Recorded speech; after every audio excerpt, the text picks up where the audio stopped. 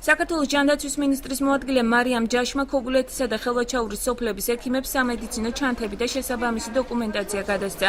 მედიკოსებს ასევე პირველადი დახმარების მედიკამენტებიც დაურიგეს.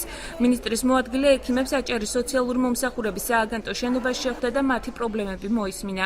შეხვედრაზე აღნიშნა, რომ ექიმები იანვრიდან ხელფასზე 30%-იან დანამატს მიიღებენ და მათი ყოველთვიური ანაზღაურება 650 ლარი იქნება. როგორც საქართველოს ჯანდაცვის მინისტრის მოადგილე მარიამ ჯაში განმარტავს, სექტემბრიდან სოფლის ექიმებს რეცეპტის გამოწერისათვის ბლანკებიც დაურიგდებათ. ეხლა მივიღეთ ჩანთა პირველი სამედიცინო დახმარების, რომლითაც შეგვიძლია მოემსახუროთ სოფელს.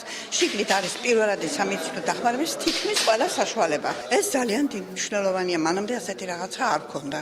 პირველი შემთხვევა არის. თითოეული სოფლის ექიმი მიიღებს ექიმის ჩანთას, რომელშიც არის სრული როგორც აღჭურვილობა აპარატურის კუთხით, იგივე გლიკომეტრი, თერმომეტრი და ტონომეტრი, ასევე წამლები გადაუდებელი სამედიცინო დახმარების აღმოსაჩენად და რაც მთავარია, ყველაზე დიდი ფინანსური ტვირთი, რაც ექიმებს აწვებოდათ, გახლავთ სამედიცინო დოკუმენტაცია.